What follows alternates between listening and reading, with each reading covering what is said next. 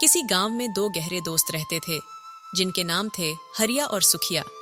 दोनों बचपन से ही हाथों में हाथ डालकर जिंदगी के हर पड़ाव में साथ साथ बढ़ते गए थे। दोनों ने साथ खेला, साथ सीखा और अपनी जवानी के साल भी एक दूसरे की छत्र छाया में बिताए। संयोगवश जब वे नौकरी में आए तो उनकी तैनाती भी एक ही जगह हुई। और तो और जब दोनों पिता बनने का सौभाग्य प्राप्त हुआ तो वह भी एक ही दिन। दोनों दोस्तों के घर खुशी का माहौल था। सुखिया ने चुटकी लेते हुए कहा, हरिया, तुम जानते हो ना भगवान ने मुझे बेटी क्यों दी? हरिया मुस्कुराकर बोला, हाँ रे, मुझे पता है। तू फिर से वही सोच रहा है। तेरी इच्छा है कि हमारी दोस्ती अब रिश्तेदारी में बदल जाए, है ना? सुखिया ने हंसते हुए हामी भरी। देखना कितना प्यारा लगेगा जब हमारे बच्चे भी साथ साथ बड़े होंगे और हमारी दोस्ती एक पवित्र रिश्ते में बदल जाएगी। हरिया ने भी उत्साहपूर्वक हामी भरते हुए कहा, सही कहा दोस्त, इनकी खुशियों को कोई नजर न लगे। गांव के लोग उनकी दोस्ती की मिसाल देते थे, क्योंकि ऐसा गहरा प्यार और अपनापन शायद ही कहीं और देखने को मिलता। इस दिन की खुशी दोनों के लिए बेशकीमती थी। हरिया की पत्नी गंगा और सुखिया की पत्नी कमला दोनों मां बनने वाली थीं। घर में खुशियों की झड़ी लगी हुई थी। दाई अपने काम में मस्त थी और तभी हरिया के घर से एक नवजात के रोने की आवाज आई। दाई बाहर आकर बोली, बधाई हो हरिया, बेटा हुआ है। अब तो मिठाई पैसे सब देना पड़ेगा। हरिया ने हंसते हुए कहा, जो कहो काकी, जो मिलेगा ले लेना, बस तुम गंगा का ख्याल रखना। ये कहते हुए हरिया अंदर जाकर अपने बेटे को गोद में उठा लेता है और गंगा से पूछता है, कैसी है तू? गंगा हंसते हुए बोली, ठीक हूं। हरिया ने प्यार से उसे आराम करने को कहा और बाहर निकल आया। उधर सुखिया के घर भी खुशियों का माहौल था। दाइयों ने सुखिया को बताया, बधाई हो, लक्ष्मी आई है तेरे घर। कमला ने एक सुंदर बेटी को जन्म दिया था। सुखिया और कमला की खुशी का ठिकाना नहीं था। हरिया ने अपने बेटे का नाम शिव रखा और सुखिया ने अपनी बेटी का नाम पार्वती। प्यार से सब उसे पारो कहकर बुलाने लगे। समय बीतता गया और बच्चे धीरे धीरे बड़े होने लगे। शिव और पारो में अक्सर नोक झोंक होती रहती, पर फिर जल्दी ही दोनों एक हो जाते। दोनों की लड़ाइयां और फिर सुलह करना गांव में चर्चा का विषय बन गया था। एक दिन पारो दौड़ते हुए आई और बोली, काका देखो ना, शिव ने मेरी गुड़िया तोड़ दी।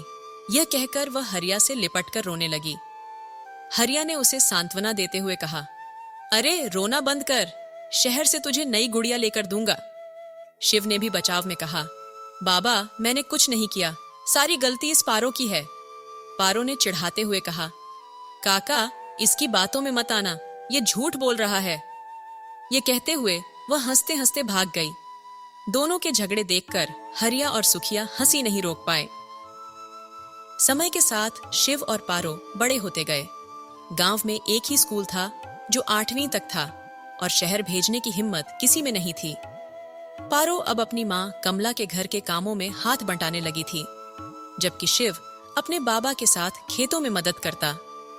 धीरे धीरे पारो की सुंदरता की चर्चा गांव में होने लगी और शिव चुटकी लेते हुए कहता, अरे पगली, बहुत भाव खाती है। पारो मुस्कुराकर बोली, हाँ हाँ, मैं तो बस अपने बाबा के लिए खाना लेकर जा रही हूँ। ये कहते हुए वह चंचलता से भाग गई। जैसे जैसे वक्त बीतता गया, शिव और पारो की तकरार भी बढ़ती गई, पर उनकी नोकझोंक में एक मासूमियत थी जिसे देखकर गांव के लोग मुस्कुरा उठते। एक वक्त की बात है, जैसे बचपन में पारो एक नटखट, शरारती और चंचल लड़की थी, वैसे ही अपनी मासूमियत में बेहद खूबसूरत भी थी। दिन की तरह उजली और खिलखिलाती हुई पारो का रूप उसकी हरकतों से और निखर जाता था। इधर जैसे जैसे समय बीतता गया, शिवा एक गंभीर, समझदार और अपने परिवार से गहरे प्रेम रखने वाला लड़का बनता चला गया। दोनों ही परिवारों ने पारो और शिवा की शादी का मन बना लिया था। बस दोनों के 18 साल पूरे होने का इंतजार कर रहे थे। हरियाणा और सुखिया दोनों ही परिवार पारो और शिवा के भविष्य के सपने सजाने में लगे हुए थे। लेकिन इस बीच शिवा के मन में भी पारो के लिए अलग तरह का एहसास पनपने लगा था। जब भी वह पारो को देखता, उसका दिल तेजी से धड़कने लगता।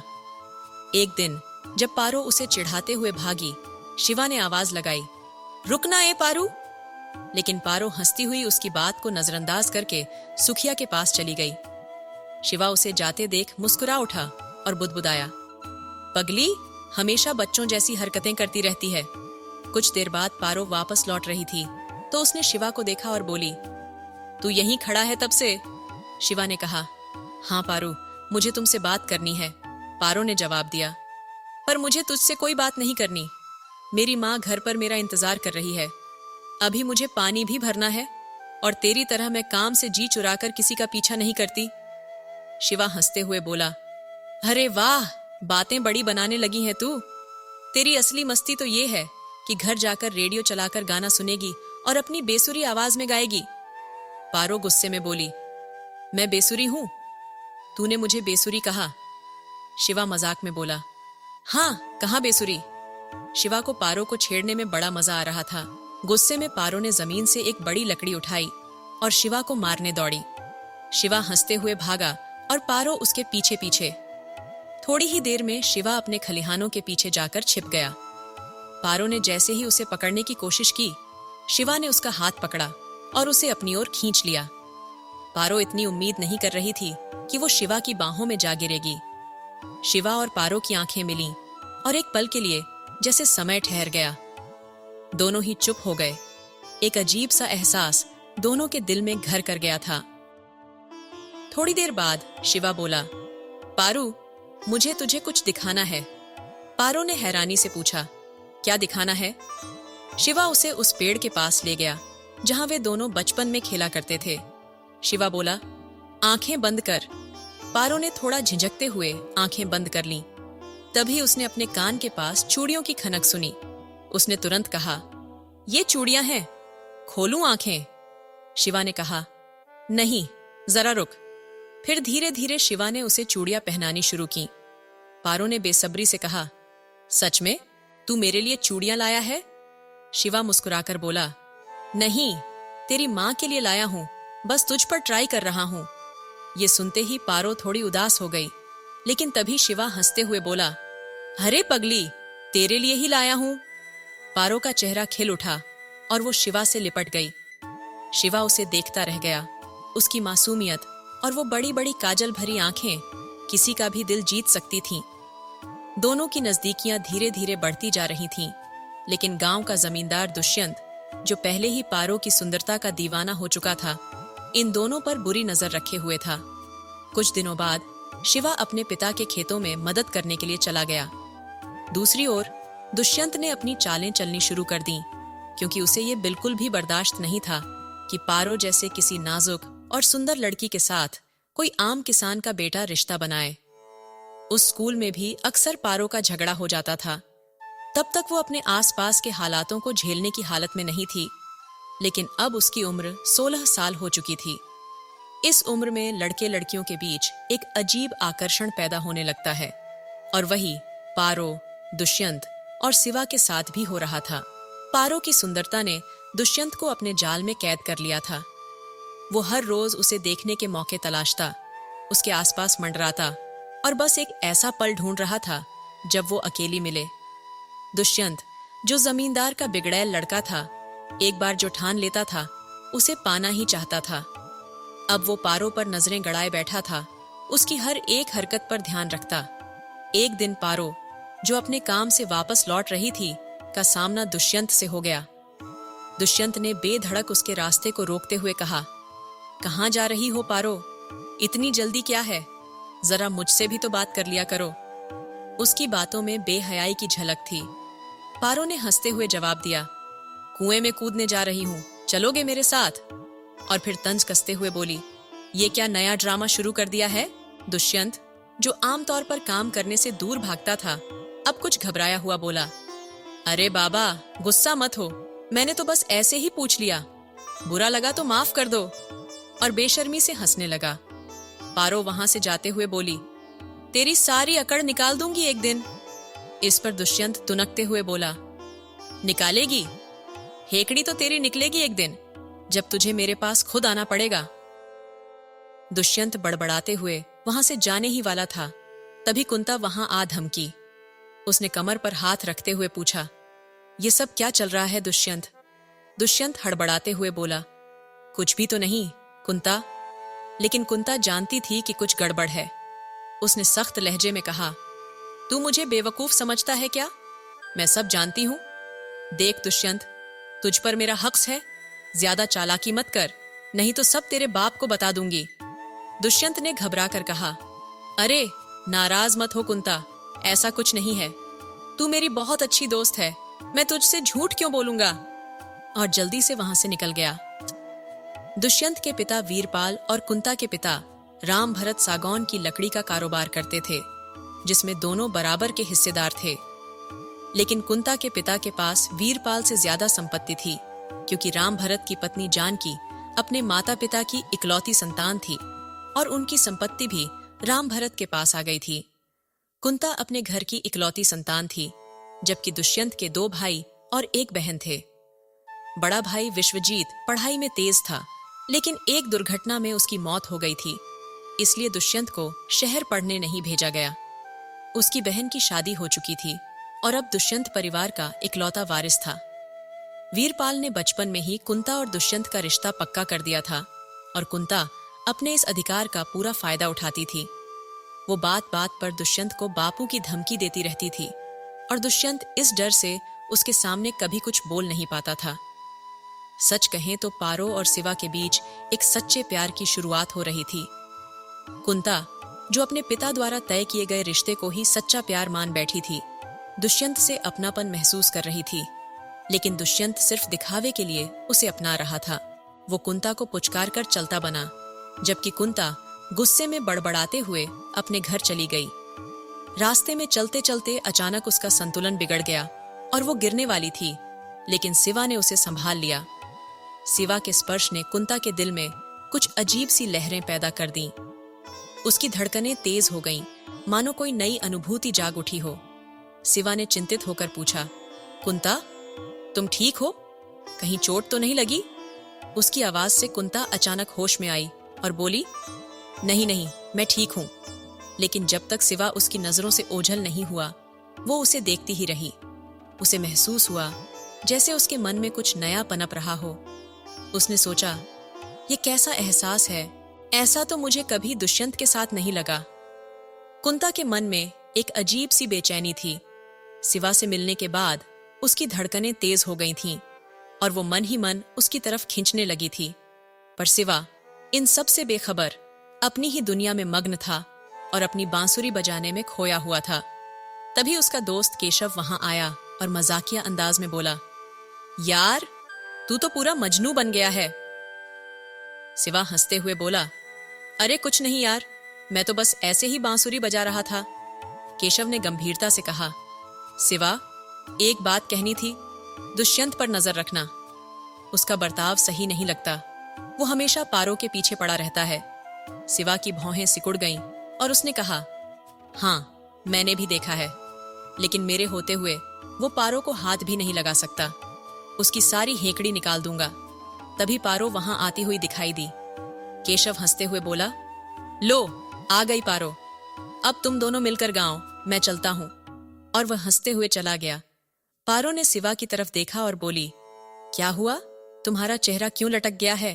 अभी तो बड़ी बड़ी बातें कर रहे थे, मुझे देखते ही चुप हो गए। अगर मेरा आना अच्छा नहीं लगा तो मैं जा रही हूं। पारो के जाने की धमकी पर सिवा तुरंत दौड़कर उसे रोकता है और कहता है, अरे रुक पारो, मैं यहाँ सिर्फ तुझसे मिलने के लिए आया हूं और तू बिना मेरी बात सुने जा रही है। पारो ने हंसते हुए कहा, अरे तो बताओ, क्या कहना है? सिवा ने गंभीर होते हुए कहा, वो दुष्यंत, मैंने देखा कल उसने तेरा रास्ता रोका था। पारो ने चौंकते हुए कहा, अरे ये बात है? मैंने ही उसे रोका था, बस यूं ही उससे बात करने का मन हुआ था। सिवा ने उसे टोकते हुए कहा, क्या कह रही है? तुझे पता भी है कि दुष्यंत कितना घटिया इंसान है? पारो ने मुस्कुराते हुए कहा, अरे वो तेरे लिए घटिया होगा? मुझे तो वो बड़ा सुंदर लगता है, लंबा, गोरा और पैसे वाला। सिवा ने उसकी बात सुनकर दुखी होते हुए कहा, अगर वो इतना अच्छा लगता है तो फिर यहाँ मेरे पास क्यों आई है? उसकी आंखों में आंसू आ गए और वो चुपचाप मुड़कर खड़ा हो गया। पारो सिवा की आंखों में आंसू देखकर घबरा गई और बोली, अरे तुम बुरा मान गए। मुझे माफ कर दो, मैं मजाक कर रही थी। शिवा ने अपनी आंखें पोंछते हुए कहा। पारो, फिर कभी ऐसा मत कहना, तुझसे पहले मेरी जान निकल जाएगी। पारो ने उसकी बात पर हंसते हुए कहा। तुम भी ना शिवा, इतने इमोशनल क्यों हो जाते हो? और फिर शिवा के गले लग गई।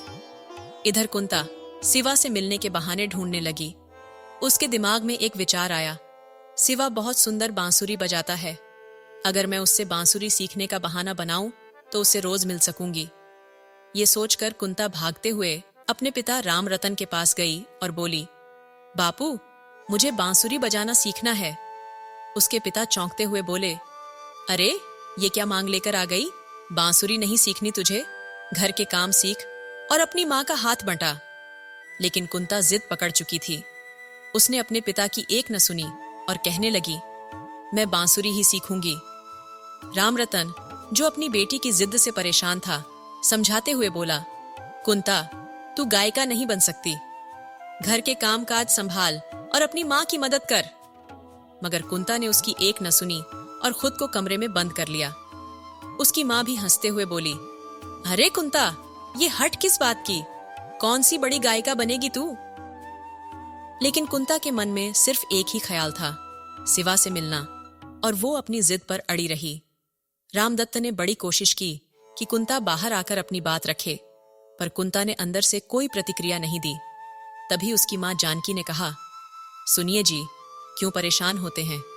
कुंता की बात मान लीजिए। बांसुरी अब 17 साल की हो गई है, कुछ दिनों में शास्त्र के लिए निकल जाएगी। अगर अब उसे सीखने का मौका नहीं मिला तो आगे मन की कर पाएगी क्या? हमारी एक ही तो औलाद है, अगर इसे कुछ हो गया तो क्या करेंगे? कुंता अंदर बैठी अपनी माँ की बात सुनकर मन ही मन बहुत खुश हो रही थी। उसने हमेशा से जो चाहा वो मिला था। उसके माँ बाप ने कभी भी किसी चीज की कमी नहीं होने दी। आज भी उसकी जिद जरूर पूरी होगी। रामदत्त ने हार मानते हुए कहा, ठीक है, तुम जीत गई। अब बाहर आओ और बताओ कि कहाँ सीखना है तुम्हें? कुंता ने तुरंत दरवाजा खोला और अपने पिता के गले लगकर बोली, मेरा बापू कितना अच्छा है।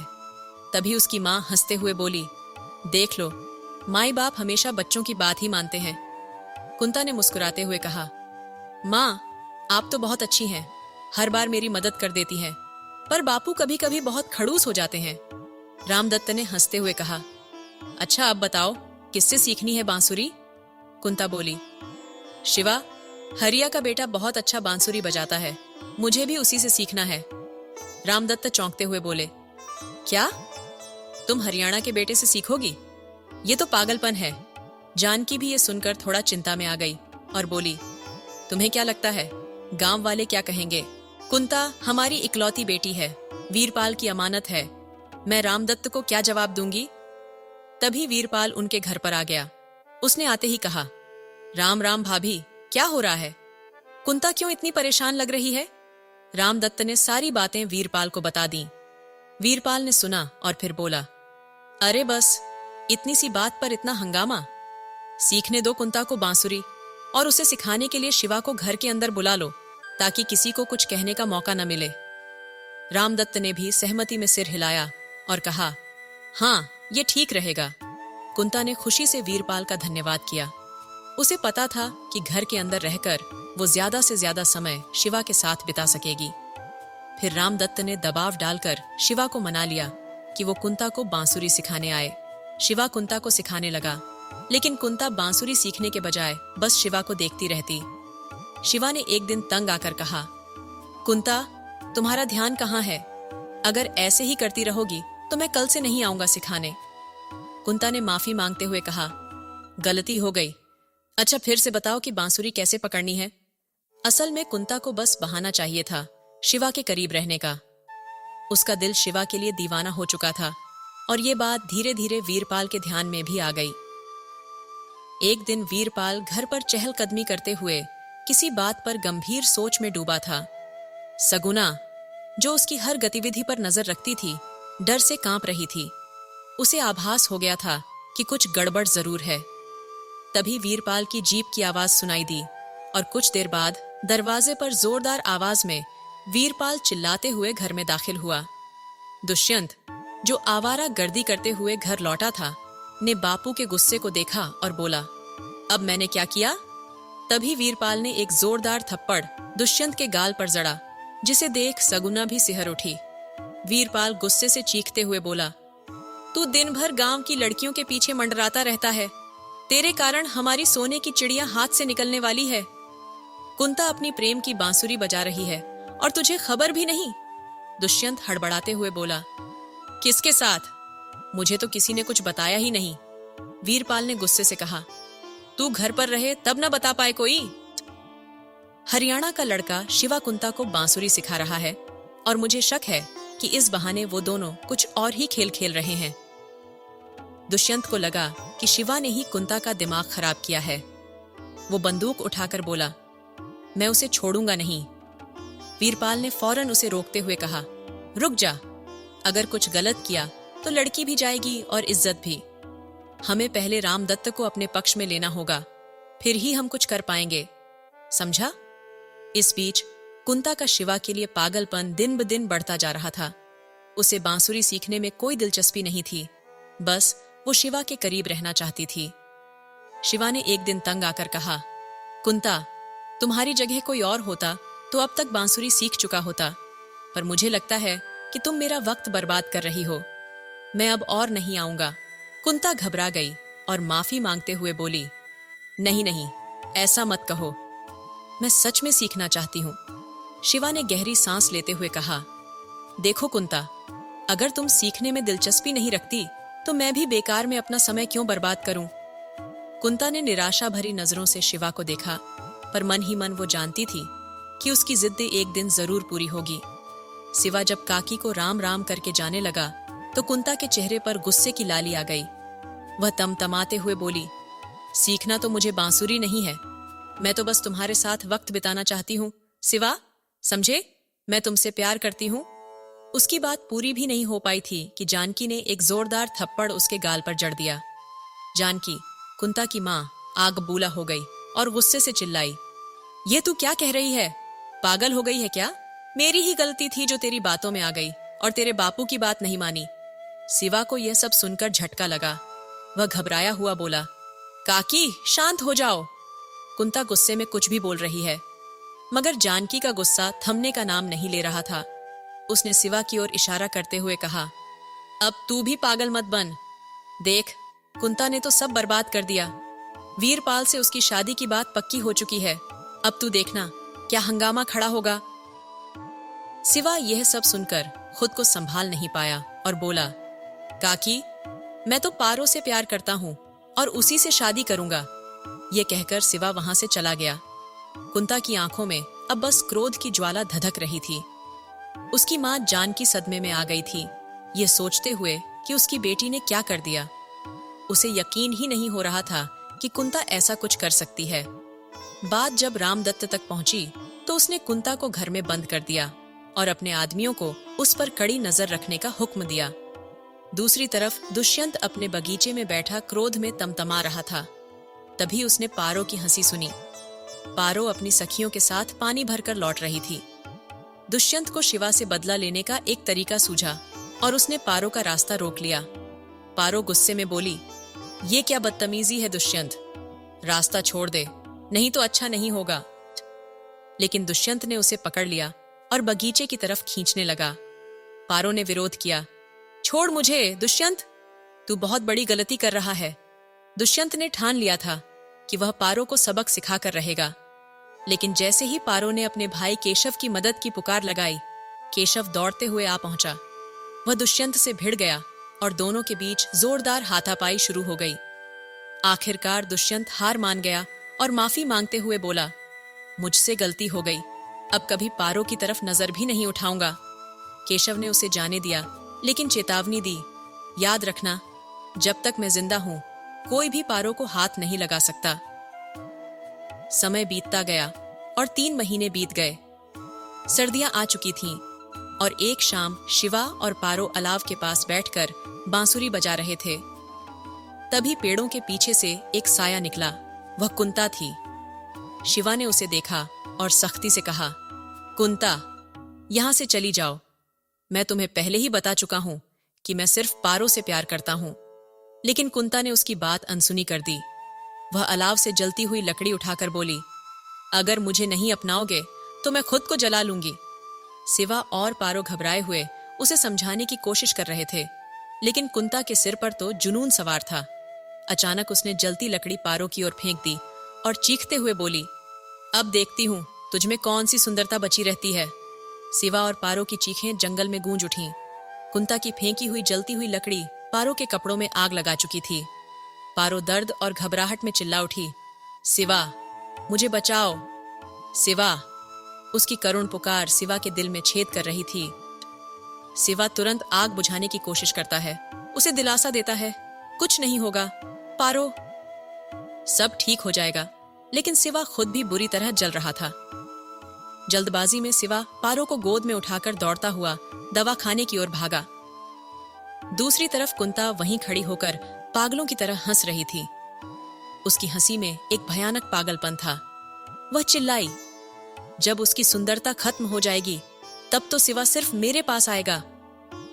कुंता अपने इस विकृत संतोष के साथ वहां से लौट गई। सिवा ने पूरी ताकत से पारो को अस्पताल पहुंचाया। पारो का आधा चेहरा बुरी तरह जल चुका था। सुखिया और कमला का रो रो कर बुरा हाल था। शिवा खुद को इस हादसे के लिए जिम्मेदार मान रहा था। पारो की हालत देखकर उसका दिल टुकड़े टुकड़े हो रहा था। वह मंदिर में जाकर भगवान के आगे बांसुरी बजाने लगा। उसकी धुन में दुख और पछतावा छलक रहा था। केशव ने बांसुरी की आवाज सुनी और सिवा के पास आकर बैठ गया। उसके कंधे पर हाथ रखकर बोला, सिवा, क्या कर रहे हो यार? तुम्हें तो पारो के पास होना चाहिए था, यहां नहीं। सिवा की आंखों में आंसू बहने लगे। उसने भारी मन से कहा, मैं पारो से नजरें नहीं मिला सकता।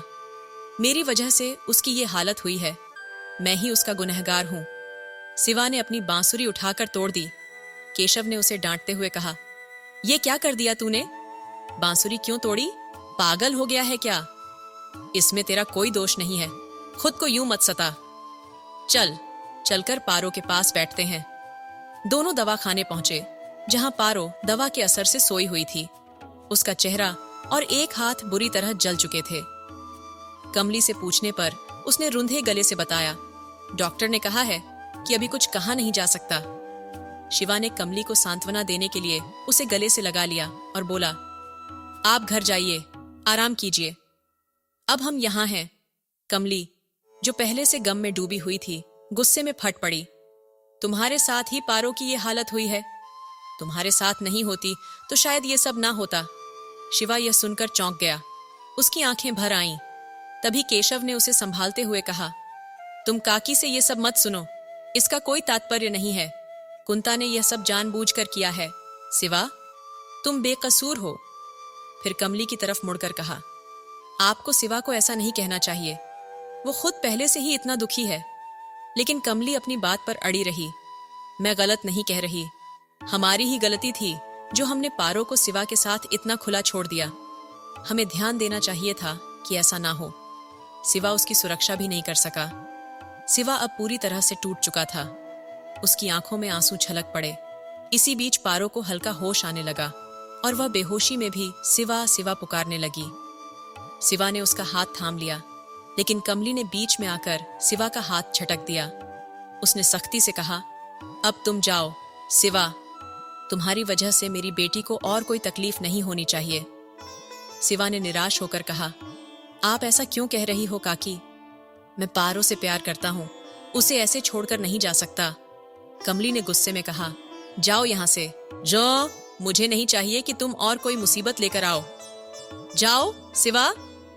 केशव ने मौके की नजाकत समझी और सिवा का हाथ पकड़कर उसे बाहर ले गया। सिवा ने रास्ते में बोझिल आवाज में कहा, शायद काकी सही कह रही है। मुझे पारो से दूर ही रहना चाहिए। सब कुछ मेरी वजह से हुआ है। केशव ने उसे समझाते हुए कहा, ऐसी बातें मत कर सिवा। माँ का दिल अपनी औलाद की तकलीफ देख नहीं पाता। थोड़ा वक्त लगेगा पर सब ठीक हो जाएगा। सिवा घर आकर गुमसुम बैठा रहा। गंगा और हरिया लाख कोशिश करते रहे, लेकिन उसने खाना नहीं खाया। आखिरकार हरिया ने पारो का वास्ता देकर उसे थोड़ा खाना खाने पर मजबूर किया। गंगा ने झुंझलाते हुए कहा, पारो की वजह से ही ये सब हुआ। अगर कुंता ने जलती लकड़ी सिवा पर फेंक दी होती तो क्या होता? शिवा गुस्से में बोला, माँ क्या कह रही हो तुम? पारो की कोई गलती नहीं है। गंगा ने तेज स्वर में कहा, गलती पारो की ही है। उसकी वजह से कुंता ने ये सब किया। अब तुझे किसी और लड़की से मिलने की कोई जरूरत नहीं है। शिवा निराश होकर बोला, तुम पागल हो गई हो माँ। पारो मासूम है, वो पहले ही कितना कष्ट झेल रही है। फिर वह खाना छोड़कर उठ गया और बाहर चला गया। रामदत्त और वीरपाल ने पूरे परिवार को धमका रखा था कि अगर किसी ने पुलिस की तरफ रुख किया तो उनके बच्चों की सलामती की गारंटी नहीं होगी। इस वजह से पारो के घर वाले अपनी जान के साथ साथ अपनी इज्जत और बच्चों की सुरक्षा को लेकर डरे सहमे बैठे थे। हालांकि पारो के जख्म धीरे धीरे भरने लगे थे। शिवा जब भी मौका मिलता चोरी छुपे पारो से मिलने आता था। उसके जले हुए चेहरे को देखकर शिवा की आंखों में आंसू छलक जाते थे, मगर वो हमेशा बड़ी सफाई से अपने जज्बात छिपा लेता था। पारो उसकी आंखों में पानी देखकर कहती, शिव तुम रो रहे हो? शिव झट से कहता, अरे कुछ नहीं। बाहर हवा तेज चल रही थी, आंख में कुछ चला गया शायद। तू आराम कर, 1-2 दिन में डॉक्टर साहब छुट्टी देने वाले हैं। शिवा उसे समझाता कि सब ठीक हो जाएगा, मगर उसके भीतर का दर्द पारो का चेहरा देखकर और गहरा हो जाता था। पारो ने भी उसे दिलासा दिया, माई बहुत नाराज है तुझसे, पर देखना मैं मना लूंगी। बस एक बार मैं ठीक हो जाऊं। माँ ज्यादा दिन मुझसे गुस्सा नहीं रह सकती। इन 3 दिनों के भीतर पारो की हालत थोड़ी सुधर गई थी और उसे अस्पताल से छुट्टी मिल गई। घर पहुंचने पर उसकी सहेलियां मिलने आईं, हालचाल पूछने लगीं। नीरा ने शिव से कहा, पारो कल आईने में अपना चेहरा देखने के लिए कह रही थी। हालांकि उसकी माँ ने घर के सारे आईने तोड़ दिए हैं ताकि वो अपना चेहरा न देख सके। लेकिन ये कब तक चलेगा? एक न एक दिन पारो को अपनी हकीकत का सामना करना ही पड़ेगा। पारो की माँ कमली ने उसकी इस जिद को टालने के लिए सारे आईने घर से हटा दिए थे। लेकिन एक दिन पारो ने नए बर्तनों में रखे पीतल के थाल में अपना चेहरा देखा। उसकी जोर से चीख निकल गई। कमली दौड़ कर आई, लेकिन तब तक पारो बेहोश हो चुकी थी। जमीन पर गिरे थाल से कमली समझ गई कि उसकी बेटी ने अपना सच देख लिया है। पारो होश में आई तो अपने जले हुए चेहरे को देखकर फूट फूट कर रोने लगी। वो अपने चेहरे को ढककर चीखने लगी, माँ क्यों छुपाया मुझसे? मैं अब किसी को कैसे मुंह दिखाऊंगी? सुखिया पारो को चुप कराने की कोशिश कर रहा था, पर पारो ने अब खुद को शिवा से दूर करना शुरू कर दिया था। उसे लगने लगा कि शिवा उसे दया से देखेगा और वो ये बर्दाश्त नहीं कर सकती थी। शिवा उससे मिलने की लाख कोशिशें करता, पर पारो उससे बचती रही। शिवा के दोस्त हरिया ने भी इस हालात में उसे दिलासा दिया। उसने कहा, शिवा तू चिंता मत कर, पारो के घाव धीरे धीरे भर जाएंगे। और देखना, मैं अपनी कसम पूरी करूंगा। पारो मेरी बहू बनेगी, चाहे इसके लिए मुझे कितना भी इंतजार करना पड़े। वहीं दूसरी ओर कुंता अभी भी अपनी जिद पर अड़ी हुई थी। कई महीने बीत गए थे, मगर उसने ना तो जानकी की बात मानी, ना ही रामदत्त की। दोनों ने उसे समझाने की तमाम कोशिशें की, पर कुंता अपनी ठान चुकी थी। एक दिन वीरपाल और रामनाथ ने सख्त फैसला लिया, जो सबकी जिंदगी को एक नया मोड़ देने वाला था। कुंता की जबरन शादी दुष्यंत के साथ करा दी गई थी, ये सोचकर कि शादी के बाद उसकी सारी जिद और गुस्सा खत्म हो जाएगा। लेकिन जैसे ही कुंता को यह बात पता चली, वह चिल्ला उठी, शादी तो मेरी सिवा से ही होगी, अगर सिवा नहीं तो मैं भी नहीं। और यह कहते हुए वह आंगन के कुएं में कूद गई। रामदत्त के आदमियों ने उसे तुरंत बाहर निकाल लिया और उसकी जान बचा ली। रामदत्त अपनी बेटी की जिद के सामने हार गया और वीरपाल को वहां से जाने के लिए कह दिया। वीरपाल यह सुनकर अंदर ही अंदर गुस्से से भर उठा, पर ऊपर से कुछ नहीं कहा और वहां से चला गया। रामदत्त ने अपना सिर पकड़ लिया और वहीं बैठ गया। उसकी आंखों में आंसू आ गए और वह बड़बड़ाने लगा, आज इस लड़की ने हमें कहीं का नहीं छोड़ा। मन करता है कि जहर खा लूं और सब खत्म कर दूं। उधर कुंता अपनी जीत पर अंदर खुशी से नाच रही थी। वह सोच रही थी कि अब सब कुछ उसकी मर्जी के हिसाब से होगा। रामदत्त की पत्नी जानकी अपने पति की चिंता में डूबी हुई थी। उसने धीरे से कहा, क्या यह सही होगा? कुंता, क्या सच में एक किसान के बेटे के साथ खुश रह पाएगी? वो 4 दिन भी नहीं निभा पाएगी उसके साथ। गांव वाले क्या कहेंगे? भगवान से प्रार्थना है कि मुझे इससे पहले ही उठा लेता। जानकी की बातें सुनकर रामदत्त का दिल भारी हो गया। उसने जानकी को सांत्वना दी, ये सब नसीब का खेल है, इसमें किसी की गलती नहीं है। अचानक रामदत्त के मन में एक योजना आई और उसकी आंखों में एक चमक उभर आई। वह जल्दी से बाहर निकला और वीरपाल के पास पहुंचा। वीरपाल और दुष्यंत दोनों गुस्से में शराब पी रहे थे। वीरपाल ने उसे देखकर कहा, अरे रामदत्त, आओ आओ, इसमें पूछने की क्या बात है? हमारे बीच कुछ बदला नहीं है। रामदत्त भीतर घुसा और वीरपाल से बोला, तुम सही कह रहे हो वीरपाल, मैं यहाँ एक बड़ी बात पर चर्चा करने आया हूँ। हमें कुछ बड़ा करना होगा, नहीं तो ये लड़की हमारी नाक कटवा देगी। वीरपाल ने अंदरूनी गुस्से को काबू में रखते हुए हंसकर कहा, तो क्या सोचा है? रामदत्त ने इशारे से उसे चुप कराते हुए कहा, यहाँ नहीं, कहीं और चलकर बात करते हैं। अगर भाभी ने सुन लिया तो जानकी को पता चल जाएगा। सुगना, वीरपाल की पत्नी, चाय नाश्ता लेकर आई और माहौल थोड़ा बदल गया। वीरपाल ने बात को घुमा दिया और कहा, रामदत्त, बच्चों की खुशी में ही हमारी खुशी है। सुगना ने भी हामी भरी, कुंता हमारी ही बेटी है, उसकी खुशी में ही हमारी खुशी है। रामदत्त ने हल्की मुस्कान दी, लेकिन उसकी आंखों में कुछ और ही चल रहा था। वीरपाल ने उसे शहर घुमाने का प्रस्ताव दिया ताकि दोनों का मन थोड़ा हल्का हो सके। सुगना से कहकर वह रामदत्त को शहर घुमाने ले गया। रास्ते में वीरपाल और रामदत्त ने एक गहरी साजिश रच डाली।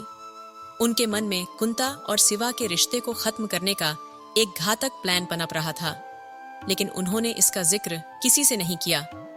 अगले दिन रामदत्त अपने आदमियों के साथ हरिया और सुखिया के घर पहुंचा। दोनों के घर आसपास ही थे और उन्हें देखकर सुखिया भी हरिया के घर आ गया। वह थोड़े घबराए स्वर में बोला, चौधरी साहब, कोई काम होता तो हमें बुला लेते, हम आ जाते। हरिया भी कुछ गलत होने का अंदेशा महसूस कर रहा था। रामदत्त ने मुस्कुराते हुए कहा, डर मत हरिया, हम यहाँ कुंता के लिए तुम्हारे बेटे शिवा का हाथ मांगने आए हैं। यह सुनकर हरिया और सुखिया दोनों हैरान रह गए। हरिया बोला, चौधरी साहब, ये क्या कह रहे हो आप? शिवा और पारो का विवाह तय हो चुका है। रामदत्त ने धीरे से जवाब दिया, वो सब अब बीती बात है। कुंता ने शिवा को चुना है और अब वही होगा जो वो चाहेगी। मैं अब अपने वचन से पीछे नहीं हट सकता। चौधरी साहब, शिवा और पारो दोनों एक दूसरे से बेपनाह मोहब्बत करते हैं। शिवा की शादी कुंता से कराने का कोई सवाल ही नहीं उठता। मैं जानता हूं कि आप बहुत कुछ सह चुके हैं, पर इस फैसले के लिए मुझसे माफी मांगने की कोई जरूरत नहीं। आपकी बेटी ने मेरी बेटी का चेहरा खराब कर दिया है। अब कौन मेरी मासूम बच्ची से शादी करेगा? सुखिया, जो अब तक खामोश था, चौधरी साहब से मिन्नतें करते हुए बोला, मेरी बेटी पर रहम कीजिए। देखिए, शिवा के बिना वो एक मुरझाए हुए फूल की तरह हो गई है। उसे दया की नहीं, प्यार की जरूरत है। आपकी बेटी को तो ढेरों लड़के मिल जाएंगे, लेकिन मेरी बेटी का क्या होगा? इतने में कमली और सीवर जान भी वहां आ गए। बात साफ हो चुकी थी कि रामदत्त अपनी बेटी कुंता के लिए शिवा का हाथ मांगने आया था। पारो, जिसने चुनरी से अपना आधा चेहरा ढका हुआ था, एक कोने में खड़ी यह सब सुन रही थी। उसके दिल में हलचल मच रही थी, आंखों से आंसू छलक पड़े। चेहरा जलने के बाद उसने शिव से दूरी बना ली थी, लेकिन उसका दिल अभी भी शिवा के लिए धड़कता था। शिवा ने पारो के जले चेहरे की उदासी देखकर कहा, मैं अब और बर्दाश्त नहीं कर सकता। चौधरी साहब, आपकी बेटी ने मेरी जिंदगी को तबाह कर दिया है। मैं उससे नफरत करता हूँ, उसकी शक्ल भी देखना नहीं चाहता। गंगा, जो शिवा की माँ थी, बीच में आकर बोली, बेटा, बड़ों से इस तरह बात नहीं करते, शांत हो जा। रानी ने आगे बढ़कर गंगा के सामने हाथ जोड़ते हुए कहा, देखिए गंगा बहन, मेरी बेटी मर जाएगी, उसकी जिंदगी अब आपके हाथों में है। गंगा की चुप्पी कमली को खटक गई। वो पारो का हाथ पकड़कर उसे घर ले आई। कमली शिव से नाराज थी, लेकिन दिल ही दिल में वो शिव को अपने दामाद के रूप में ही देखना चाहती थी। उसे पता था कि अब कोई उसकी जली हुई बेटी से शादी करने वाला नहीं था। गंगा की चुप्पी ने उसके मन में एक अनजाना डर बैठा दिया था। कमली ने अपने दिल की भड़ास निकालते हुए कहा, पारो के बापू, मुझे पता था कि गंगा के मन में लालच आ जाएगा। आखिर पैसे वालों का रिश्ता है। दूसरी ओर पारो, जो अब तक सब कुछ खामोशी से सह रही थी, अंदर से बुरी तरह टूट चुकी थी। हरिया की ओर से मिली मना करने की खबर ने रामदत्त को और भी आग बबूला कर दिया। उसने कसम खाई कि वो इस फैसले को किसी भी कीमत पर नहीं मानने वाला। हरिया, ये तुम्हारा आखिरी फैसला है? रामदत्त ने गंभीरता से पूछा। हरिया ने मजबूती से जवाब दिया, हाँ चौधरी साहब, ये मेरा आखिरी फैसला है और मैं मरते दम तक इससे पीछे नहीं हटूंगा। रामदत्त बुरी तरह गुस्से में वहां से चला गया। हरिया को मालूम था कि रामदत्त कुछ खुराफात जरूर करेगा। सुखिया के दिल में भी यही डर समा गया था। उसे अब अपनी बेटी की फिक्र होने लगी। सुखिया, क्या हुआ? तुम कुछ ज्यादा ही खोए खोए लग रहे हो। हरिया ने चिंता जताई। मुझे भी डर लग रहा है, सुखिया ने गहरी सांस लेते हुए कहा। तू चिंता मत कर, मैं पारो को बहन मानता हूं और कोई भी उसे नुकसान पहुंचाने की हिम्मत करेगा तो मैं उसे बख्शूंगा नहीं। हरिया ने उसे दिलासा दिया। गंगा का व्यवहार देखकर सुखिया अपने घर लौट आया। चारपाई पर लेटकर उसने आसमान की ओर देखा और भगवान से प्रार्थना की, हे भगवान, मेरी बिटिया की खुशियां लौटा दो। कमली, जो अब तक चुप थी, चाय बनाकर लाई और बोली, लो चाय पियो। क्या सोच रहे हो? गंगा भाभी के बारे में ही सोच रहा हूँ। उनकी चुप्पी मुझे अंदर से खाए जा रही है। तुमने गंगा को देखा नहीं है? चौधरी की बातों पर उसने एक बार भी विरोध नहीं किया, उल्टा शिव को शांत करने लगी और केसर को भी भगा दिया। वो यह सब ठीक नहीं कर रही है। गंगा तो शिव की वजह से ही हमारी बार बार बर्बादी से बची है। अब पारो की जिंदगी तबाह हो चुकी है, सुखिया बोला। कमली ने हामी भरी। हाँ, अब तो मुझे डर लग रहा है। डर इस बात का नहीं कि वो शिव से पारो की शादी नहीं होने देगी, बल्कि इस बात का है कि कहीं चौधरी कुंता की खुशी के लिए हमारी बेटी को नुकसान न पहुंचाए। तभी विवेक अमली बोल पड़ी। ये तुम क्या कह रही हो? पारो के बापू ने शादी के लिए मना किया, इसमें बेचारी पारो का क्या दोष? वो तो कुछ भी नहीं बोली। तुम यूं ही बेकार की चिंता कर रही हो, सुखिया थोड़े झल्लाते हुए बोला। कमली, तेरी मोटी बुद्धि में कोई बात घुसने वाली नहीं है। जा अपना काम देख। पारो कहाँ है? कमली ने कहा। रोते रोते सो गई है, मेरी बिटिया अपने कमरे में। सुखिया ने राहत की सांस ली। अच्छा है, सो गई, उठेगी तो उसका मन हल्का हो जाएगा। मैं खेतों की ओर जा रहा हूँ, घर अच्छे से बंद कर लेना और पारो को बाहर मत निकलने देना। इतना कहकर सुखिया खेतों की ओर निकल गया। दूसरी ओर हरिया और गंगा के बीच गुस्से से भरी बहस चल रही थी। गंगा बोली, मुझे समझ में नहीं आता, शिव के बापू, तुम्हें अपने बेटे की जरा भी फिक्र नहीं है? तुम्हारा दोस्त सुखिया क्या है जो तुम अपने बेटे की तुलना उससे कर रहे हो? वो सुखिया अपने बेटे की तरफ क्यों नहीं देखता? शिव गुस्से में अपनी मां से बोला, मां, ये क्या लगा रखा है?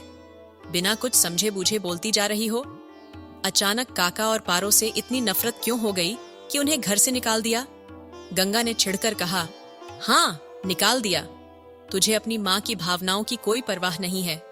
जब देखो सुखिया और पारो के अलावा किसी का नाम जुबान पर नहीं लाते। कान खोलकर सुन ले, मैंने फैसला कर लिया है, तेरी शादी कहाँ होगी और किससे होगी? शिव ने भी ठान लिया तो तू भी सुन ले मां, मैं कुंता से हरगिज शादी नहीं करूंगा। हरिया ने गंगा की तरफ देखकर गुस्से में कहा, तूने सुना? शिव की शादी पर हमें कोई दबाव नहीं देना। अगर इसके लिए मुझे चौधरी की दुश्मनी भी झेलनी पड़ी तो सह लूंगा। गंगा झुंझलाते हुए बोली, ठीक है, तुम्हारी मर्जी, जो करना है करो, पर मेरी बात सुन लो, ये जिद कोई हल नहीं निकालेगी। शिव अपनी मां से हाथ जोड़कर बोला, मां, ये कैसी जिद पाल रखी है? मैं पारो से प्यार करता हूं और पारो के अलावा किसी और से शादी नहीं कर सकता। हरिया गुस्से में फट पड़ा। गंगा, तूने क्या कर रखा है? इस कुंता की जिद ने हमारे बेटे की जिंदगी बर्बाद कर दी। अगर उसे सच में प्यार होता तो वो खुद हट जाती रास्ते से, न कि किसी और की जिंदगी तबाह करती। शिव उसके साथ कभी खुश नहीं रहेगा और तुम इसे समझने की बजाय उसकी जिद को बढ़ावा दे रही हो। गंगा ने अपनी बात पर जोर देते हुए कहा, तुम लोग समझ क्यों नहीं रहे हो? कुंता इकलौती बेटी है चौधरी की। अगर शिव उससे शादी कर लेता है तो हमारे बेटे के भाग्य खुल जाएंगे। क्या रखा है इस खेती बाड़ी में? अब और क्या मिलेगा हमें किसानी से?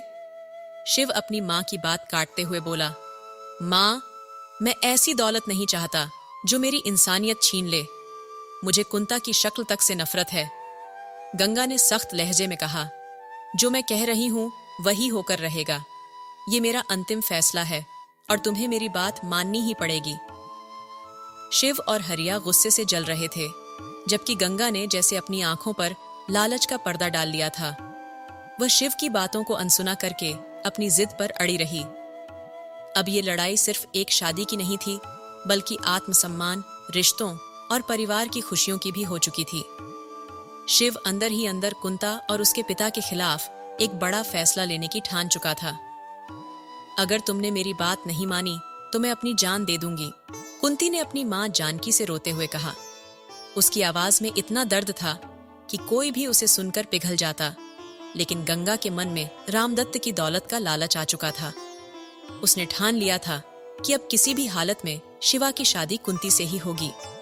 दौलत का चस्का ऐसा होता है कि इंसान अपने दिल से ही सौदा कर लेता है, और वही हाल गंगा का था। उसे पारो और शिवा के प्यार से कोई फर्क नहीं पड़ता था। उसकी आंखों में बस कुंता और दौलत का सपना था। शिवा अपनी मां के इस फैसले से बहुत ही दुखी था। उसका दिल किसी अनजाने डर से सहमा हुआ था। वो पारो से भी जुदा नहीं होना चाहता था, पर गंगा की धमकियों और उम्मीदों के बोझ तले वो घुट रहा था। शिवा के दिल में अब बस मातम था। उसे यकीन नहीं हो रहा था कि उसकी मां, जो हमेशा से उसका सहारा रही थी, आज उसे उस राह पर धकेल रही है जहां वो जाना नहीं चाहता। वहीं दूसरी ओर रामदत्त और जानकी अपने घर लौटे। कुंता उनके इंतजार में बेचैन बैठी थी। उसने फौरन पानी लाकर मां के हाथों में थमाया और उत्सुकता से पूछा, मां, क्या बात हुई? वो लोग मान गए क्या? रामदत्त ने कुंता की तरफ देखा और झुंझलाकर बोला, तू पानी क्यों लेकर आई है? घर के नौकर किस काम के हैं? उसकी आवाज में गुस्से का ज्वार उमड़ पड़ा। आज के बाद अगर ऐसा किया तो मैं इन सब नौकरों की खाल खींच लूंगा। कुंता असहाय होकर अपनी मां की ओर देखने लगी। जानकी ने उसे शांत कराते हुए कहा, चिंता मत कर बेटी, तेरी शादी शिवा से ही होगी। बस थोड़ा धैर्य रख। लेकिन कुंता की बेचैनी बढ़ती जा रही थी। वो जोर से बोली, अगर मेरी शादी शिवा से नहीं हुई तो मैं खुद अपनी जान ले लूंगी। जानकी ने तुरंत उसे डपटते हुए कहा, ऐसे मत बोल बेटिया, तेरे बापू तेरी खुशियों के लिए कुछ भी करने को तैयार हैं। बस थोड़ी शांति रख। रामदत्त ने बात को संभालने के लिए योजना बना ली थी। वो वीरपाल के पास गया और सारी बातें समझाकर अगले कदम की तैयारी करने लगा। उसकी चालें खतरनाक थीं, लेकिन वो अपनी बेटी की शादी के लिए कुछ भी करने पर आमादा था। उधर पारो और शिवा की हालत बदतर होती जा रही थी। पारो अपनी खामोशी में बिखर रही थी, जबकि शिवा अपने दिल के बोझ को उठाए हुए था। रात काली और भारी हो चुकी थी। किसी की आंखों में नींद नहीं थी। पारो अपने कमरे में टूटे हुए दिल के साथ बैठी थी। दूसरी तरफ सुखिया और कमली को भी चिंता खाए जा रही थी। गंगा तो शायद चैन से सो रही थी। उसे बस अपने सपनों की दौलत नजर आ रही थी। उसने अपने बेटे शिवा से साफ कह दिया था, तेरी शादी कुंता से ही होगी और अब तू जाके अपना काम कर। शिवा ने गुस्से में जवाब दिया, माँ, मैं कुंता से शादी नहीं कर सकता। मेरे दिल पर सिर्फ पारो का नाम लिखा है, और अगर तुमने मुझे कुंता से शादी करने पर मजबूर किया तो मैं ये शरीर ही छोड़ दूंगा। इतना कहकर वो घर से बाहर चला गया। गंगा को समझ नहीं आ रहा था कि शिवा ऐसा कैसे बोल सकता है। वो चिल्लाई, रुक जा शिवा, मेरी बात सुन। लेकिन शिवा ने उसकी बात पर ध्यान दिए बिना अपनी राह पकड़ ली। आंगन में खड़ी पारो ये सब सुन रही थी। उसके दिल की धड़कनें तेज हो गईं। शिवा को जाते हुए देखकर उसे डर सताने लगा कि कहीं वो कोई गलत कदम ना उठा ले। पारो ने अपनी मां से बहाना बनाकर कहा, मां, मैं मीरा के घर जा रही हूं, और सीधे शिवा के अखाड़े की ओर निकल पड़ी। वहां पहुंचकर उसने देखा कि शिवा अकेला बैठा हुआ है। उसने धीरे से कहा, शिवा भैया, मैं हूं पारो, क्या हुआ है? शिवा ने उसकी ओर देखा और उसकी आंखों में आंसू भर आए। पारो, मैं थक गया हूं, मैं नहीं जानता कि इस सब से कैसे निपटूं। पारो ने उसे दिलासा देते हुए कहा, शिवा भैया, सब ठीक हो जाएगा, बस तुम्हें थोड़ा सब्र रखना होगा। मैं तुम्हारे साथ हूं हमेशा। उन दोनों के बीच की खामोशी अब सिर्फ उनके टूटे दिलों की आवाजें सुन रही थी। भैया, मुझे बहुत डर लग रहा है। अगर मैंने कुछ गलत किया तो मैं जीते जी मर जाऊंगी, पारो ने घबराते हुए कहा। जहां भी शिव रहे, जिस किसी के साथ भी, बस वो सलामत रहे। उसे खुश देखकर मैं अपनी जिंदगी जी लूंगी। इतना कहते ही उसकी आवाज टूट गई। केशव ने पारो के आंसू पोंछे और हल्की मुस्कान देते हुए बोला, अरे पारो, तू रो मत। मैं अभी जाकर देखता हूं शिव कहाँ है। उसे कुछ नहीं होगा, मैं हूं ना। तुझे चिंता करने की जरूरत नहीं है, तू मेरी प्यारी बहन है। अब तू घर जा, मैं जल्दी आता हूं। केशव सीधे शिव को ढूंढने निकल पड़ा। पहाड़ी रास्तों से होते हुए वो उस जगह जा पहुंचा जहां शिव अक्सर बैठा करता था, लेकिन वहां शिव नहीं था। वो वापस लौटने ही वाला था कि अचानक उसकी नजर एक धुंधली छवि पर पड़ी जो नदी की ओर जा रही पगडंडी पर चल रही थी। केशव ने बिना आवाज लगाए पीछा किया। वह जानता था कि अगर उसने आवाज लगाई तो शिव वहां से भाग जाएगा। तेजी से उसके पास पहुंचने के लिए उसने कदम बढ़ा दिए। थोड़ी देर बाद उसने शिव को नदी के किनारे खड़ा पाया, जो गहरी सोच में डूबा था। केशव ने उसके कंधे पर हाथ रखा और हल्की आवाज में कहा, शिव। शिव ने पीछे मुड़कर देखा और थके हुए स्वर में बोला, तू यहाँ क्या कर रहा है? केशव ने बिना देर किए जवाब दिया, तुम क्या कर रहे हो? क्या कायरों की तरह भागने का इरादा कर लिया है? शिव की आंखों में दर्द झलक उठा। वह बोला, कुंता से शादी करने से बेहतर है कि मैं कहीं दूर चला जाऊं जहां कोई मुझे ढूंढ न सके। शिव की आंखों से आंसू बहने लगे। उसकी उदासी ने उसे कमजोर कर दिया था। काश हम जल्दी से 18 साल के हो जाते, फिर हमारी शादी हो जाती और हमें इस तरह दूर दूर नहीं रहना पड़ता, शिव ने भारी दिल से कहा। केशव ने उसकी बात काटते हुए कहा, यह सब बकवास छोड़ो, अब घर चलो। अगर तुम घर नहीं चलोगे तो मैं भी वापस नहीं जाऊंगा। शिव ने हताश होकर कहा, नहीं केशव, मैं घर वापस नहीं जाऊंगा। केशव ने एक और कोशिश की, अगर तुम नहीं गए तो सोचो क्या होगा? अगर चौधरी ने पारो या उसके परिवार को कुछ कर दिया तो तुम क्या करोगे? तुम्हारे एक गलत कदम से कितनी जिंदगियां तबाह हो जाएंगी, कभी सोचा है? शिव चुप रहा। केशव की बातों ने उसके मन में हलचल पैदा कर दी। उसने थकी आवाज में कहा, मुझे कुछ समझ में नहीं आ रहा है केशव, मेरा दिमाग काम नहीं कर रहा। इस बीच घर पर हरिया परेशान हो रहा था। पूरे गांव में शिव को ढूंढने के बाद वह गंगा से कह रहा था, कितना समझाया था तुझे गंगा, पर तू नहीं मानी। अगर शिव को कुछ हुआ तो मैं सारी जिंदगी तेरी शक्ल नहीं देखूंगा, तेरी सूरत से मुझे नफरत हो जाएगी, सोच ले। इतने में चौधरी अपने आदमियों के साथ वहां आ धमका। वह गरजते हुए बोला, कहां है शिव? तुम दोनों ने क्या सोचा है? क्या वो शादी के लिए मान गया? हरिया ने सिर झुकाते हुए कहा, नहीं चौधरी साहब, वो नहीं माना, गुस्से में कहीं चला गया है। मैंने उसे हर जगह ढूंढा लेकिन वो कहीं नहीं मिला। चौधरी गुस्से में बड़बड़ाया, कहां चला गया? अब तुम हमसे चाल चलोगे? जल्दी बताओ, कहां छुपा कर रखा है उसे? गंगा और हरिया ने हाथ जोड़कर कहा, हम सच कह रहे हैं चौधरी साहब। शिव सुबह सुबह ही मुझसे नाराज होकर चला गया। चौधरी ने आग उगलते हुए कहा, तो फिर हम क्या करें? तुम दोनों को अपनी बेटी की आंखों में आंसू नहीं दिखते? क्यों उन्हें दुखी कर रहे हो? गंगा फूट फूट कर रोने लगी।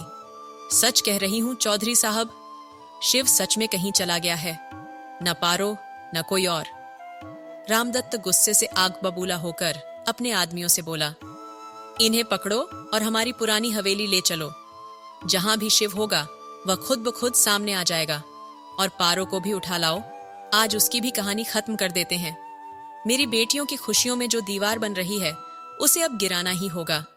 फिर देखते हैं शिव कैसे उससे शादी नहीं करेगा। रामदत्त ने अपनी पत्नी जानकी को लेकर हवेली का रास्ता पकड़ लिया। रास्ते में जानकी ने सवाल किया, कुंता के बापू, अगर शिव नहीं मिला तो हम क्या करेंगे? रामदत्त गुस्से में गुर्राया, तो हम क्या करेंगे? उनके पूरे परिवार का नामो निशान मिटा देंगे। अगर कुंता का दिल टूट गया तो? जानकी अब पूरी तरह आश्वस्त हो चुकी थी कि चाहे कुछ भी हो जाए, रामदत्त अपनी बेटी की शादी शिव से करवाने के लिए किसी भी हद तक जा सकता है। हवेली पहुंचकर जानकी ने कुंता को सारी बातें विस्तार से समझाईं। वो बोली, अब तुझे बिल्कुल भी घबराने की जरूरत नहीं है बेटिया। आज मुझे पूरा यकीन हो गया है कि तेरे बापू तेरे लिए कुछ भी करने को तैयार हैं। सब कुछ ठीक होगा, जैसे हम चाहते हैं।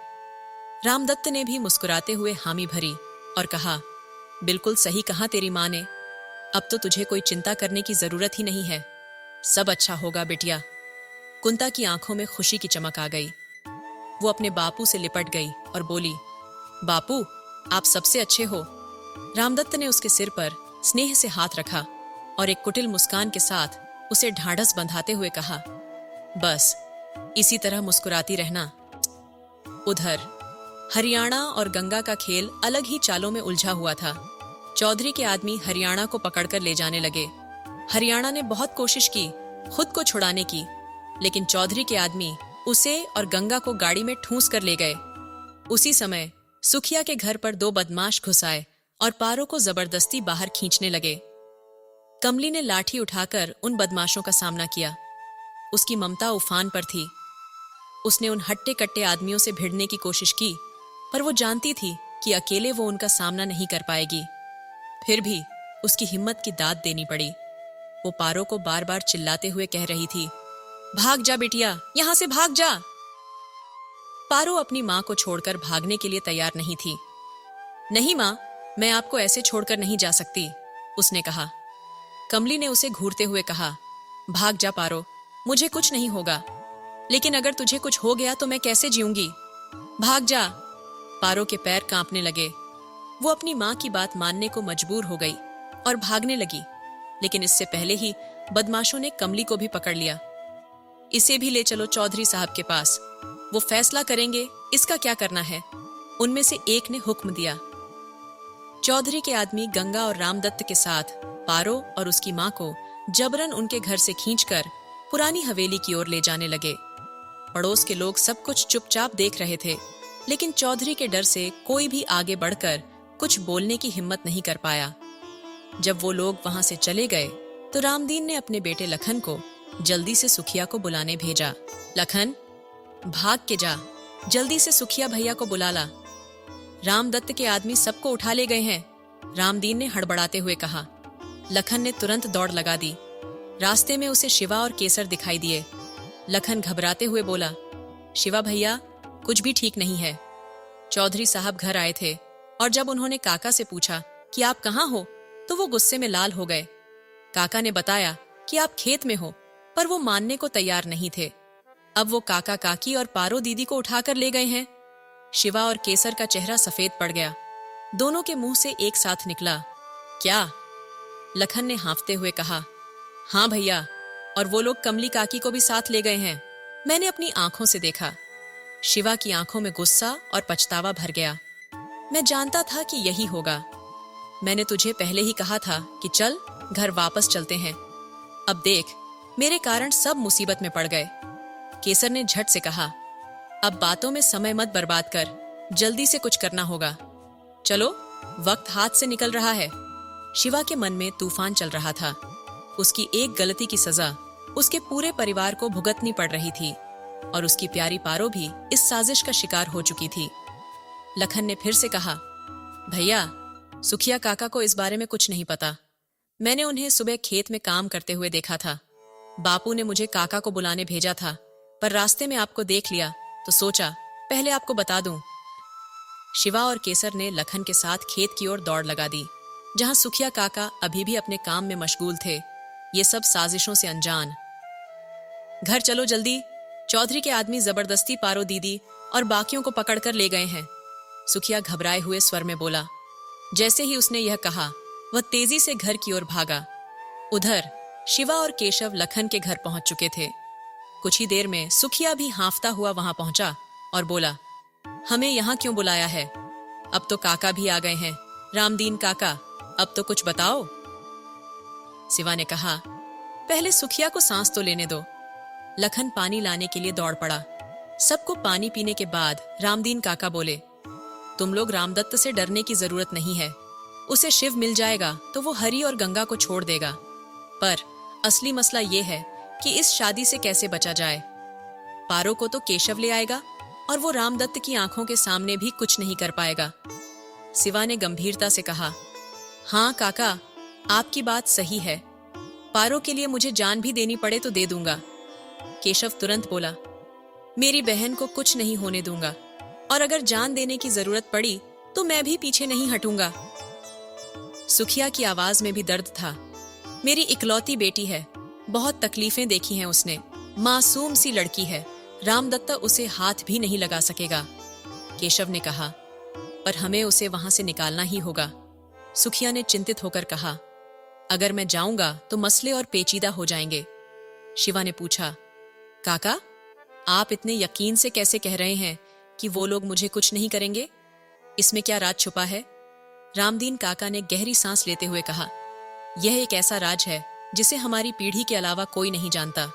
वीरपाल का बड़ा बेटा कौन है, ये जानना जरूरी है। केशव की माँ रोहिणी देवी इस गांव के जमींदार सत्यभान सिंह की बेटी थी। सत्यभान सिंह के 2 बच्चे थे, रोहिणी देवी और हरि सिंह, जिसे तुम हरिया के नाम से जानते हो। शिवा और केशव दोनों ही हक्के बक्के रह गए। दोनों एक साथ बोले, क्या? हाँ, तुम दोनों भाई हो? रामदीन काका बोले, शिवा, हरिया तुम्हारा मामा है। केशव ने गहरी आवाज में कहा, यह कैसे हो सकता है? माँ ने कभी इसका जिक्र क्यों नहीं किया? रामदीन काका ने कहना शुरू किया, सत्यभान सिंह ने बड़े धूमधाम से अपनी बेटी रोहिणी देवी की शादी ठाकुर वीरपाल से की थी।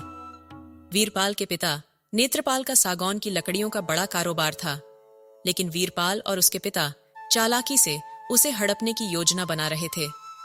सत्यभान सिंह नेक दिल थे, लेकिन वीरपाल और नेत्रपाल उतने ही लालची। उन्होंने धीरे धीरे सारा कारोबार अपने नाम कर लिया और हरि सिंह को हर नुकसान का जिम्मेदार ठहराते रहे। सत्यभान सिंह ने भी आखिरकार वीरपाल को हवेली में आने की अनुमति दे दी, और वही उनकी सबसे बड़ी भूल थी।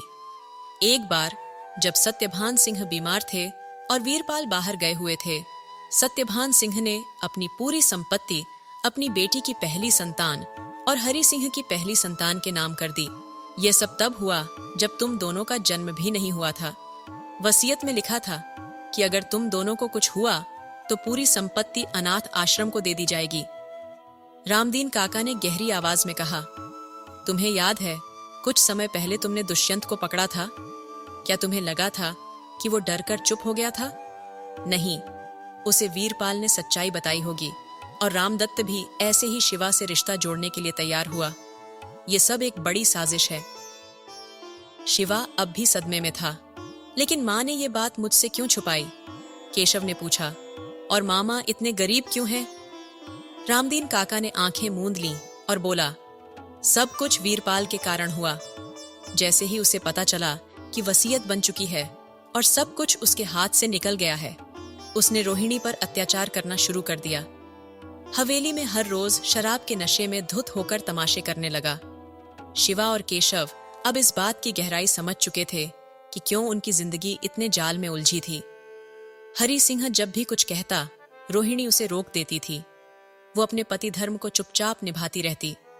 सत्यभान सिंह ये सब सहन नहीं कर पाए और सदमे में इस दुनिया को छोड़ गए। पिता की मौत के बाद हरि सिंह से अपनी बहन पर हो रहा अत्याचार देखा नहीं जाता था। वीरपाल की तरफ से अत्याचार हद पार कर चुका था। एक दिन हरि सिंह ने वीरपाल से कहा, देखो, तुम सारी दौलत अपने पास रख लो, मुझे इससे कुछ लेना देना नहीं। मैं तुम्हारे आगे झुकने वाला नहीं हूं, लेकिन मेरी बहन रोहिणी को सताना बंद कर दो, उसे खुश रखना सीखो। वीरपाल ने ठहाका लगाते हुए कहा, दौलत तो सब मेरे नाम पर ही है, अब इसमें तुम्हें कुछ नहीं मिल सकता, और मेरी शादी भी अभी नहीं हुई है, तो बच्चे की बात का तो सवाल ही नहीं उठता। हरि सिंह ने ठान लिया कि अब वह मेहनत मजदूरी करेगा, अपनी खुद की एक अलग दुनिया बसाएगा। उसने गंगा से शादी की, लेकिन अपने संघर्ष की यह कहानी गंगा को कभी नहीं बताई। गांव में एक दिन गंगा की चचेरी बहन सुगना की शादी थी। पूरे गांव में उत्सव का माहौल था। दुल्हन बनी सुगना अपने श्रृंगार में अत्यंत सुंदर लग रही थी। तभी रात के घने अंधेरे में वीरपाल भीड़ के बीच बंदूक ताने हुए घुस आया। उसने जबरदस्ती सुगना से शादी की और उसे अपनी हवेली ले गया। इस घटना ने रोहिणी को तोड़ दिया। उसे यह सब बर्दाश्त नहीं हुआ और उसने उसी वक्त निर्णय लिया कि वो वीरपाल की हवेली छोड़ देगी। उसने वीरपाल से वादा किया कि वह कभी भी उसकी जिंदगी में दखल नहीं देगी और न ही उसके बेटे को इस घिनौनी सच्चाई के बारे में बताएगी। रामदीन ने हरि सिंह के पास जाकर उसे सारा हाल बताया और कहा, अब तुम्हारे ऊपर है कि तुम क्या करना चाहते हो। पारो की जान खतरे में है, कुछ ऐसा करो जिससे वो सुरक्षित रहे। शिवा और केशव तुरंत तैयार हो गए। शिवा ने रामदीन से कहा, काका, आप माँ को यहाँ से ले जाइए, कहीं ऐसा न हो कि कोई पीछे से आकर उन्हें भी नुकसान पहुंचाए। केशव ने भी हामी भरी, हमें पारो को बचाने के लिए निकलना होगा। वहीं दूसरी ओर रामदत्त अपने मंसूबों पर हंस रहा था। जैसे ही शिवा और केशव हवेली से निकले, रामदत्त ने रामदीन के हाथों में नोटों की गड्डियां फेंकी और कहा, बहुत बढ़िया रामदीन, तुमने केशव और शिवा को असलियत बता दी। अब बस हमें अपनी चाल को अंजाम तक पहुंचाना है। रोहिणी देवी को हमारे कब्जे में लाना है और फिर कुंती और केशव की शादी करवा देनी है। हरि सिंह को इस कदर मजबूर कर दूंगा कि वह अपनी सारी संपत्ति कुंती के नाम कर दे। उसके बाद बीरपाल और उसका बेटा दुष्यंत सड़कों पर भीख मांगते फिरेंगे। मेरी बेटी सारी दौलत की अकेली मालकिन होगी। ये कहते हुए रामदत्त जोर जोर से हंसने लगा और वहां से चला गया। उधर सुखिया जैसे हीरो की तरह हवेली पहुंचा। वहां पहले से ही रामदत्त के आदमी खड़े थे। उन लोगों ने रोहिणी और उसकी मां को पकड़ लिया था। अब सब आमने सामने थे। रामदत्त ने शिवा से कहा, अब बता, तेरा फैसला क्या है? पहले ये बता कि तेरे माँ बाप और कमलिका कहाँ है? पारो को कहाँ छिपा रखा है? शिवा ने दृढ़ता से जवाब दिया, उनकी कोई गलती नहीं है। बता, तूने उन्हें कहाँ रखा है? रामदत्त ने जवाब दिया, अभी तक सब सही सलामत हैं, लेकिन अगर तू अपनी पारो और माँ बाप की जिंदगी चाहता है तो कुंती से शादी करनी होगी, वरना उन्हें मरते देखने के लिए तैयार हो जा। शिवा की आंखों में गुस्से की ज्वाला धधक रही थी। उसने कहा, तू चाहे जो भी चाल चले, मैं तुझे कामयाब नहीं होने दूंगा। चौधरी का रौब सब पर साफ दिख रहा था।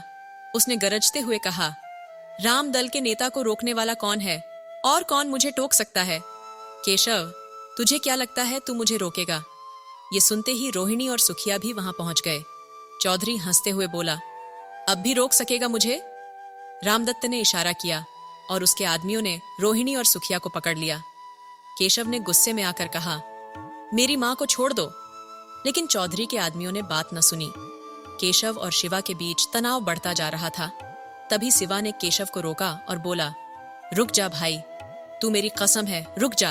अब हमारे हाथ में कुछ नहीं है। हम पहले ही इस जाल में फंस चुके हैं।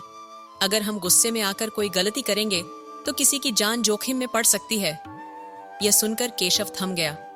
शिवानी ने हिम्मत जुटाकर कहा, मैं तैयार हूं इस शादी के लिए। रामदत्त की आंखों में खुशी चमक उठी। उसने कहा, वाह सीमा, तुम तो बहुत ही समझदार निकली। जाओ, मेरे आदमियों को बुलाओ और पंडित जी को भी लेकर आओ। शादी की तैयारी शुरू करो। फिर उसने अपने आदमियों को वीरपाल को बुलाने भेज दिया और कहा, जाओ, वीरपाल से कहो कि शादी की तैयारियां शुरू हो रही हैं। साथ ही उसने आदेश दिया, शिवा के माता पिता को पकड़ कर लाओ और इन्हें शादी के लिए तैयार करो। ध्यान रखना, अगर किसी ने भागने या गड़बड़ी करने की कोशिश की तो शिवा के माता पिता को गोली मार दी जाएगी। अब केशव, पारो और बाकी सबको कैद कर लिया गया था। पारो ने रोते हुए पूछा, केशव भैया, शिवा ठीक तो है ना? केशव ने उदासी से कहा, पारो, शिवा ठीक है, उसे कुछ नहीं हुआ है, लेकिन मैं चाहकर भी यह शादी नहीं रोक सकता। पारो ने रोते हुए कहा, भैया दुखी मत हो, आप सब ठीक रहें, यही मेरे लिए सबसे बड़ी खुशी है। मैं किसी की जिंदगी खतरे में डालकर अपनी खुशी नहीं चाहती। केशव की मां रोहिणी देवी ने उसे समझाते हुए कहा, बेटा खुद को दोष मत दे, सब कुछ भगवान की मर्जी से होता है। केशव ने तड़पते हुए कहा, मां, तूने मुझसे सच क्यों छुपाया? तूने कभी यह नहीं बताया कि मेरे पिता कौन थे। रोहिणी ने गहरी सांस लेकर कहा, मैंने यह इसलिए छुपाया क्योंकि मैं चाहती थी कि तू इस सच्चाई से दूर रहे। तेरे पिता वीरपाल ने अपनी हवस और लालच में मुझे और तुझे बहुत तकलीफ दी। मैं नहीं चाहती थी कि तू भी उस जहरीली जिंदगी का हिस्सा बने। रोहिणी की आंखों में दर्द साफ झलक रहा था। उसने आगे कहा, तेरा मामा हरिया, जिसने अपनी पूरी जिंदगी हमारे लिए कुर्बान कर दी, उसे भी मैंने कसम दी थी कि वो हमसे रिश्ता खत्म कर दे। वो अपने दिल पर पत्थर रखकर मुझसे दूर हो गया ताकि मैं इस गांव में रह सकूं। केशव ने गुस्से में कहा, अब मैं समझ गया हूं मां, अब मैं बड़ा हो गया हूँ। शिवा और मैं दोनों के पास नाना जी की संपत्ति का कानूनी अधिकार है। मैं अब तुझे और मामा को इस गरीबी में नहीं जीने दूंगा। हम कानून का सहारा लेकर वीरपाल को सबक सिखाएंगे। लेकिन रोहिणी ने शांत स्वर में कहा, बेटा, तेरे पिता से उलझना इतना आसान नहीं है। वो दौलत के लिए किसी भी हद तक जा सकता है। हमें अब और कोई समस्या नहीं चाहिए। जब शिवा की शादी हो जाएगी तो हम फिर से अपनी सुकून भरी जिंदगी में लौट जाएंगे। तभी हरिया और गंगा बाहर आए और बोले, शिवा कहाँ है? हरिया को देखते ही शिवा दौड़कर उन्हें गले लगा लिया। गंगा भी दूर खड़ी मुस्कुरा रही थी। उसकी आंखों से खुशी के आंसू बह रहे थे। शिवा ने अपनी माँ को पास बुलाते हुए कहा, माँ, इधर आओ। गंगा आंखों में आंसू लिए बोली, शिवा, मेरे बेटे, मुझे माफ कर दे।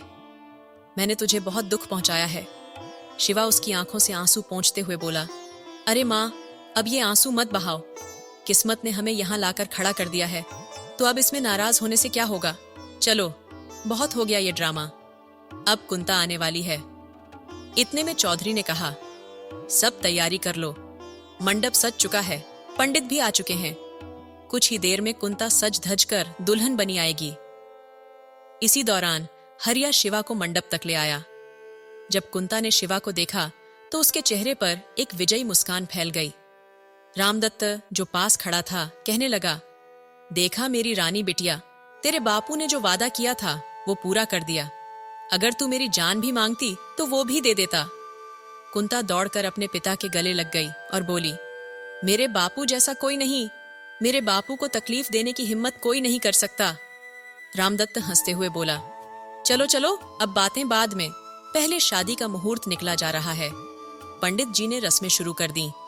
एक एक करके हर रस्म पूरी हो रही थी, लेकिन शिवा के मन में जैसे उसके सारे सपने बिखरते जा रहे थे।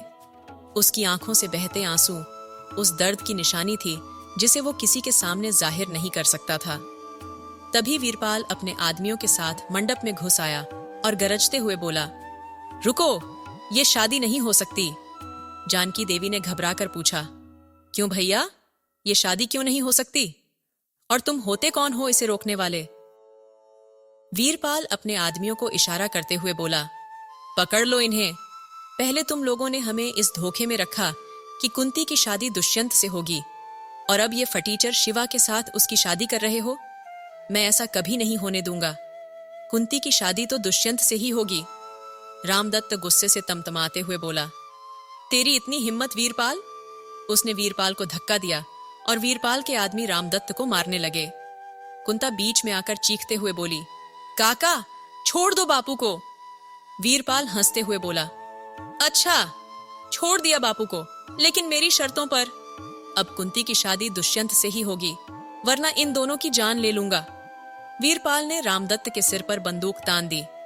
ये सुनते ही कुंती ने हार मानते हुए कहा, ठीक है काका, मैं आपकी बात मानने के लिए तैयार हूं, बस मेरे बापू को कुछ मत करो।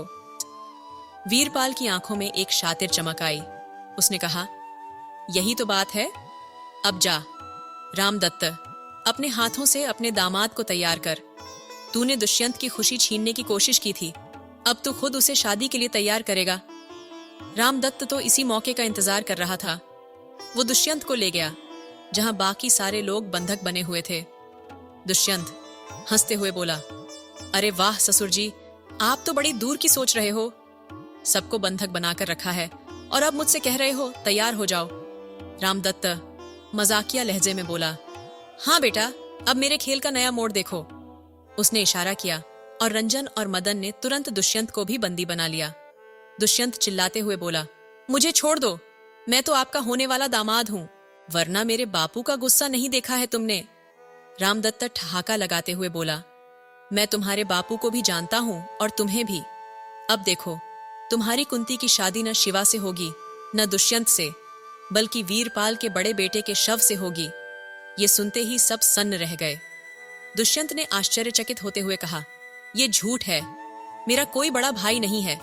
तभी रोहिणी, जो सब देख रही थी, सामने आई और बोली, नहीं, ये सच है। दुष्यंत, तुम्हारे पिता की पहली संतान यही है और ये उनकी पहली पत्नी रोहिणी भाभी। केशव गुस्से में तिलमिलाते हुए बोला, मैं ये शादी हरगिज नहीं होने दूंगा। तेरी बेटी के साथ तो बिल्कुल नहीं। उसने मेरी बहन पारो को जलाया था और अब मैं तुझे और तेरे परिवार को कभी माफ नहीं कर सकता। केशव ने रिवॉल्वर निकाला और रोहिणी की कनपटी पर रख दिया, लेकिन रामदत्त की चाल अब भी पूरी तरह से खुलनी बाकी थी। नेपाल जैसा चालाक इंसान जब फंस गया तो इन नादान बच्चों की क्या औकात रह जाएगी।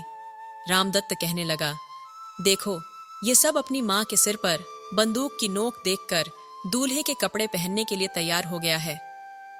उसके चेहरे को अच्छी तरह से एक सुंदर शहरी ने ढक दिया था। शादी की रस्में धूमधाम से प्रारंभ हो गईं।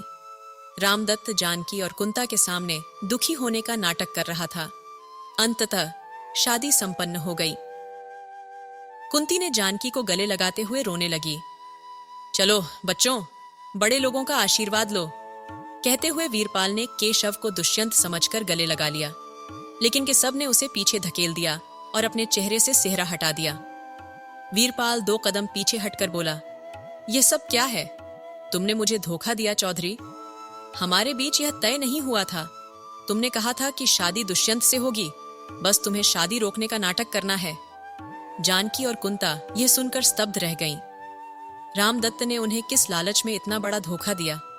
कुंती ने आंसू बहाते हुए पूछा, बापू, आपने ऐसा क्यों किया?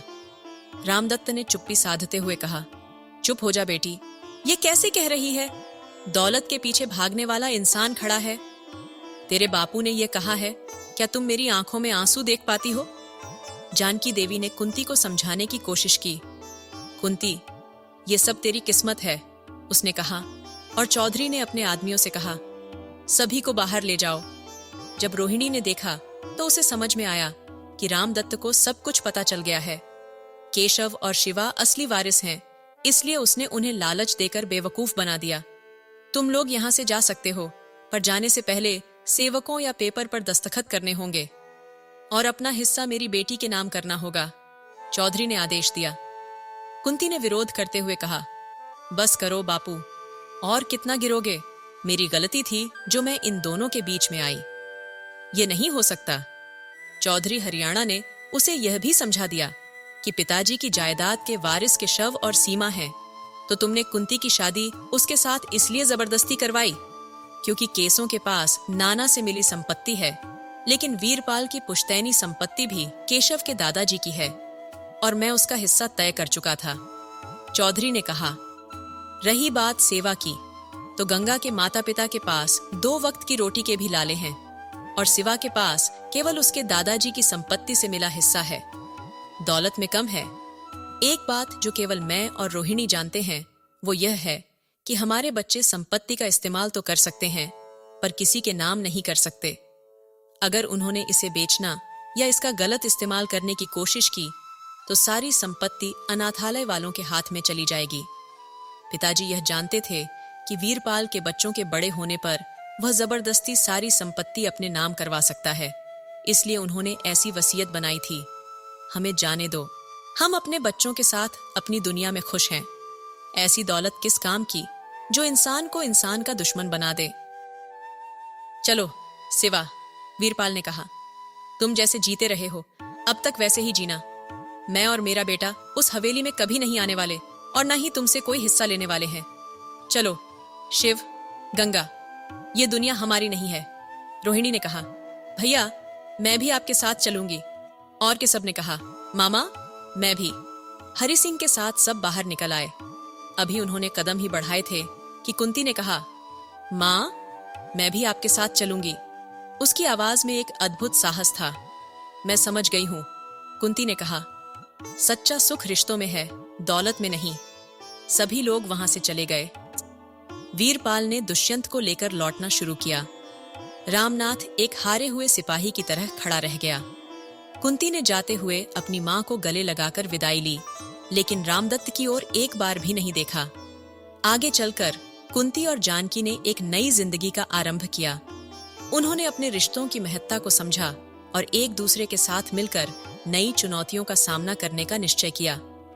इस बार उनका संकल्प था कि वे दौलत के पीछे नहीं बल्कि सच्चे रिश्तों के पीछे चलेंगे। कुंता ने अपनी पुरानी जिंदगी को पीछे छोड़ते हुए नए सिरे से सब कुछ शुरू कर दिया था। उसने अपने कर्तव्यों को बखूबी निभाते हुए एक बेहतरीन पत्नी और बहू के रूप में सभी का दिल जीत लिया। उसकी छोटी बहन पारो, जिससे पहले उसने बहुत बुरा बर्ताव किया था, अब उसकी प्यारी बहन बन चुकी थी। कुंता अपनी मां के साथ मिलकर पारो के चेहरे की प्लास्टिक सर्जरी करवा चुकी थी, जिससे उसके चेहरे की चमक लौट आई थी। समय बीता और 1 साल बाद कुंता की गोद में उसकी नन्ही सी बेटी खेल रही थी। अब तक पारो का चेहरा भी पूरी तरह से पहले जैसा सुंदर हो गया था और वो फिर से शिवा के साथ खुश रहने लगी थी।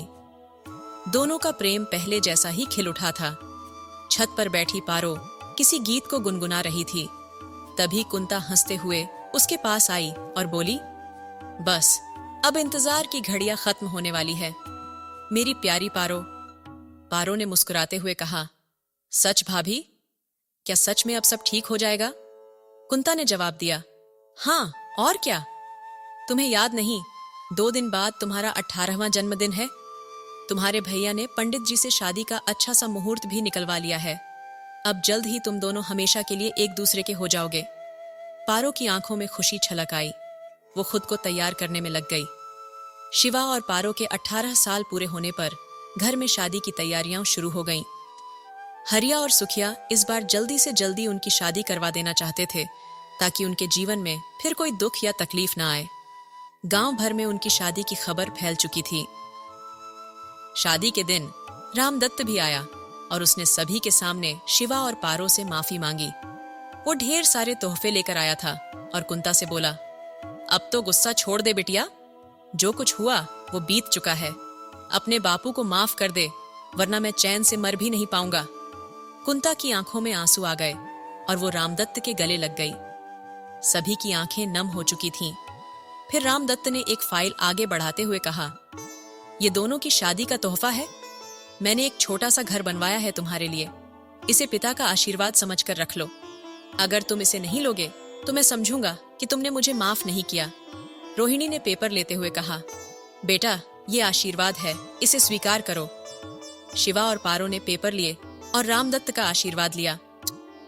इस दौरान दुष्यंत भी अपनी मां सगुना के साथ शादी में शामिल हुआ। अब वह वीरपाल के साथ नहीं रहता था। वीरपाल ने कभी झुकना नहीं सीखा, इसलिए वह गांव की हवेली छोड़कर शहर में अपनी पुश्तैनी हवेली में चला गया था। दुष्यंत हरि सिंह के पास जाकर बोला, मामा अब हमें आपके प्यार और परिवार का साथ चाहिए। चलिए अपने घर लौट आइए। बड़ी माँ आप भी चलिए। उसने रोहिणी से कहा, आपने हमें बहुत प्यार दिया है, अब मेरी बारी है। मैंने समझ लिया है कि इस दुनिया में सबसे बड़ी दौलत प्यार ही है। अगर आप लोग घर नहीं चलोगे तो मैं भी गांव छोड़कर चला जाऊंगा। सगुना भी गंगा से बोली, अब तो अपने घर चलो। आखिरकार हरिया मान गया और अपने परिवार को लेकर हवेली में रहने आ गया। पारो शिवा की दुल्हन बनकर हवेली में आ गई। हवेली देखकर उसने अपने पुराने चुलबुले अंदाज में कहा, अरे बाप रे, इतनी बड़ी हवेली, इसमें तो पूरा गांव बस सकता है। उसकी बात सुनकर सब हंस पड़े। कुंता और पारो अब अपनी अपनी दुनिया में खुश थीं। कई सालों के वनवास के बाद हरिया और रोहिणी अपने घर लौट चुके थे। शिवा और पारो की जिंदगी में अब सिर्फ खुशियों की बहार थी। दुती चंद की शादी भी उसकी पसंद की लड़की से हो गई। हरिया ने अपने कच्चे मकान को तुड़वाकर एक बड़ा घर बनवा लिया और सुखिया के साथ उसकी दोस्ती अब एक मिसाल बन चुकी थी। बचपन से लेकर बुढ़ापे तक हरिया और सुखिया ने अपनी दोस्ती निभाई और अब दोनों दोस्त एक सच्चे संगी बन चुके थे। अंत में जीवन की परेशानियों से निकलकर खुशियों के द्वार पर पहुंचने की ये कहानी उन सभी के दिलों में एक नई रोशनी जगा गई, जो समय के साथ बदलना और खुद को ढालना जानते थे।